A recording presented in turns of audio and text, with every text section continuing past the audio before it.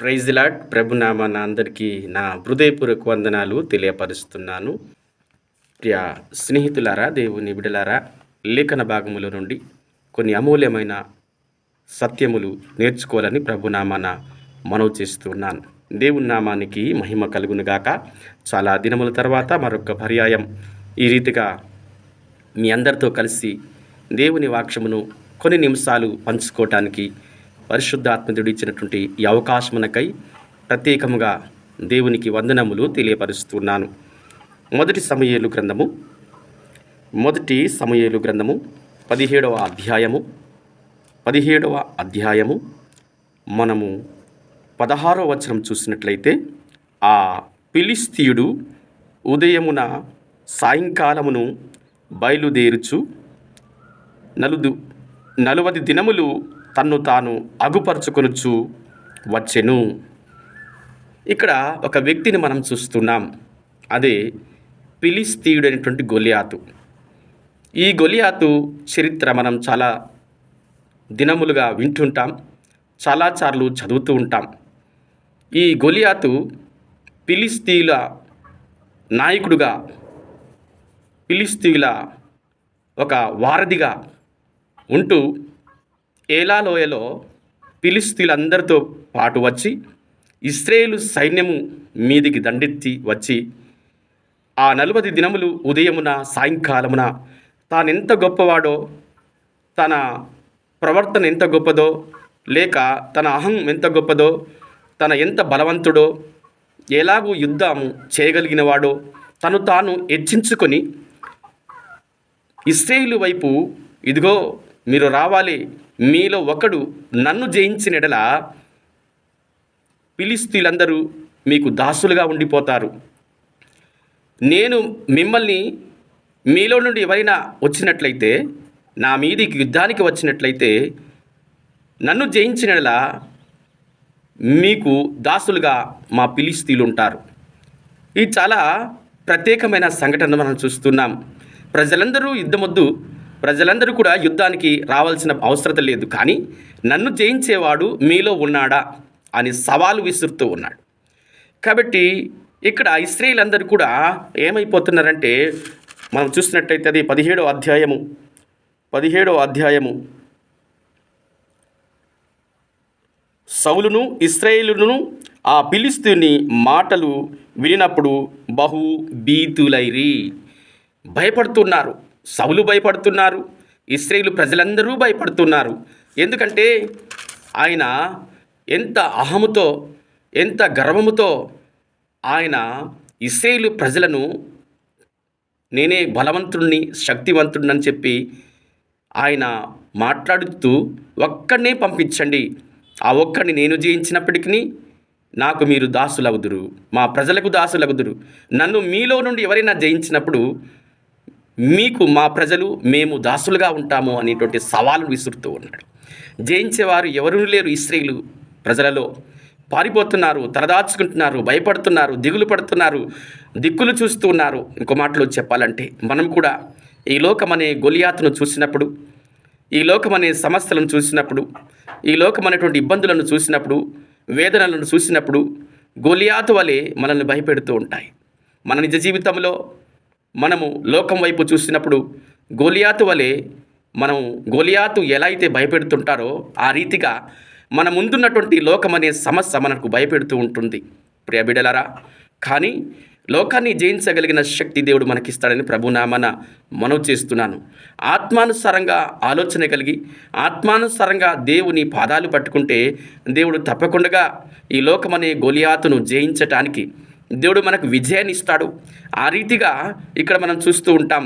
వీరు ఇశ్రాయేలు ప్రజలందు దేవుని ఆశ్రయించక, దేవుని అందు భయభక్తులు కలిగి ఉండకుండగా, దేవుని మీద ఆధారపడకుండగా వారు ఏం చేస్తున్నారు? భయభీతులైపోతున్నారు. కాబట్టి వారి భయాన్ని ఏంటంటే, వారు పిరికితనాన్ని వారు కనుపరుచుకుంటున్నారు, భయపడిపోతున్నారు. ఎదుటిన్నటువంటి సమస్య, ఏ సమస్య అంటే గొలియాత్ అనే సమస్య, లేక లోకం అనే సమస్యను ఎదుర్కోలేకపోతున్నారు. అందుకై ఆ స్థలంలో దేవుడు నడిపించాడు. దేవుడు నడిపించాడు. బాలుడైన దావీదు ఆ స్థలంలోనికి దేవుడే నడిపించాడు. ఎందుకంటే ఆ సంఘటన మనం చదివినట్లయితే మనం తెలుసుకోగలం. దావీదు వచ్చి ఒక మాట అంటాడు, సున్నతి లేని ఈ ఫిలిష్తీయుడు. ఏమంటాడండి? సున్నతి లేని ఈ ఫిలిష్తీయుడు. ఇక్కడ ఒక మాట ఉంది, చక్కటి మాట మనం చదువుకుందాం. ఇక్కడ సమూయేలు గ్రంథము 17వ అధ్యాయము 17వ అధ్యాయంలో మనం చూస్తే ఇక్కడ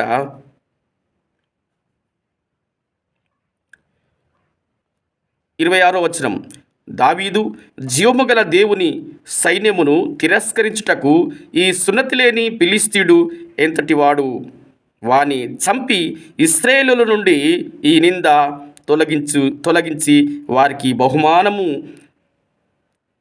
ఏమని తన యుద్ధ నిలిచి ఉన్న వారిని అడగగా, జీవము గల దేవుని సైన్యమైనటువంటి ఇశ్రాయేలును తిరస్కరించుటకు సున్నతి లేని ఫిలిష్తీయుడు ఏ పాటివాడు. ఇదండి ఇక్కడ దావీదు చాలా గొప్ప మాట అంటున్నాడు.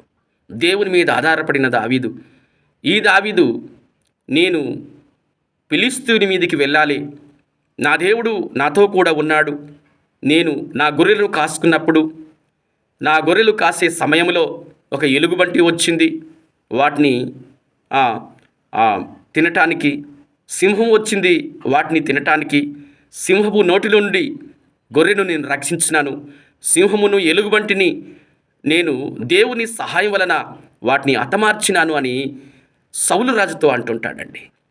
ఎందుకంటే తన బాలుడైనప్పటికీ దేవుడు తనకంతటి శక్తినిచ్చాడు. కాబట్టి ఆ ఎలుగుబంటిని సింహాన్ని హతమార్చినట్టుగా నేను ఈ సున్నతి లేని ఫిలిష్తీయులు నేను హతమారుస్తాను అంటాడు. ప్రియ స్నేహితులారా, దేవుని బిడలరా, దావీదు చిన్నవాడే కానీ దావీదులో ఉన్న దేవుడు సర్వశక్తిమంతుడు.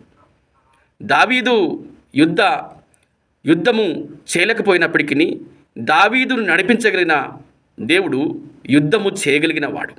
దావీదుకు యుద్ధ నైపుణ్యత లేకపోవచ్చు, కానీ దావీదుకున్నటువంటి సామాగ్రి ఒక ఒడిసెల, ఒక రాయి మాత్రమే. ఎందుకంటే నీ దగ్గర ఏదైతే ఉందో, ఏదైతే నీవు వాడుతున్నావో దాన్ని ఆ పనిముట్టును దేవుడు ఆయుధముగా వాడుకుంటాడు. అక్కడ ఫిలిష్తీయుని మీదికి దావీదు వెళుతున్నప్పుడు ఒక కర్ర పట్టుకొని వెళ్తున్నాడు దావీదు. ఆ కర్రను చూసి ఫిలిష్తీయుడు అంటాడు కదా, గొలియాతు నేనేమైనా కుక్కనా? కుక్కను తోలినట్టుగా నా మీదికి వస్తున్నావు, నేనేమైనా కుక్కనా అంటాడు.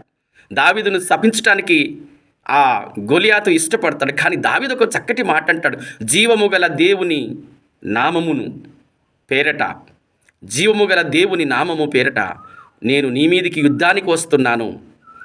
జీవము కలిగిన దేవుని నామం, దేవుని పేరట నేను నీ మీదికి యుద్ధానికి వస్తున్నాను అంటాడు.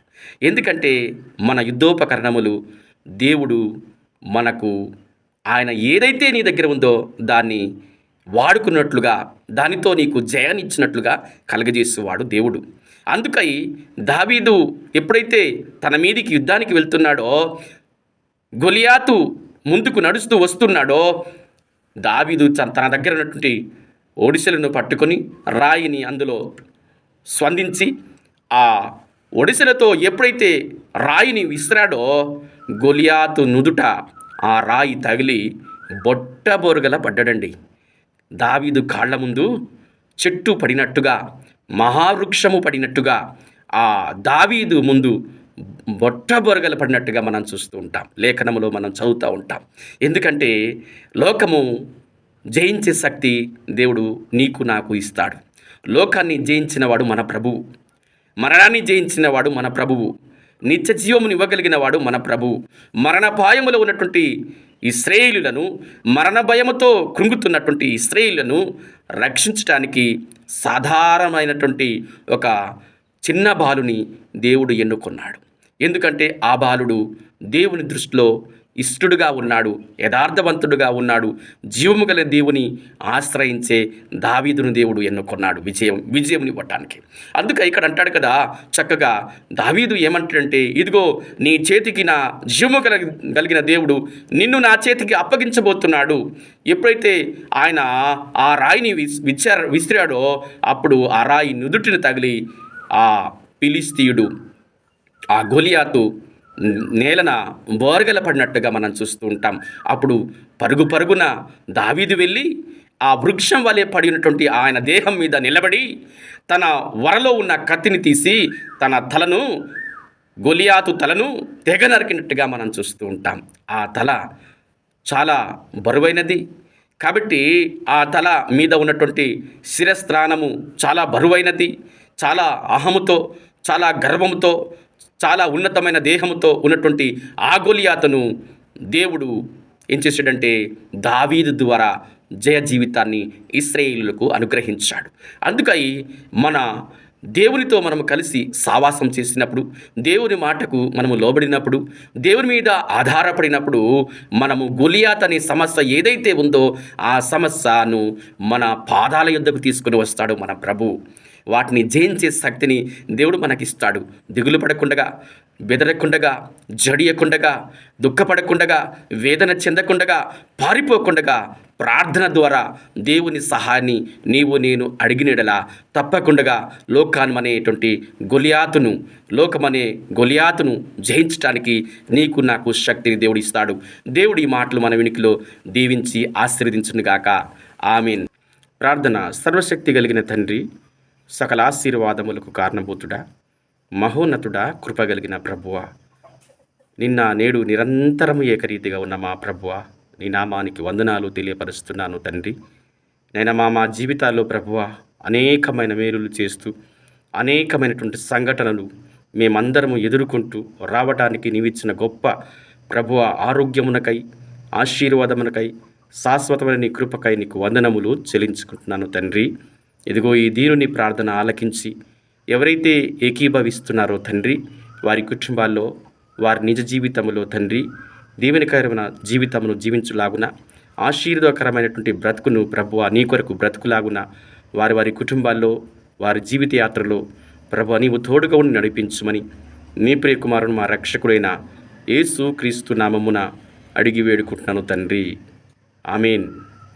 అందరికీ ప్రభునామాన వందనాలు తెలియపరుస్తున్నాను. దేవుడు మిమ్మల్ని అందరినీ దీవించి ఆశీర్వదించునుగాక. ఆమేన్.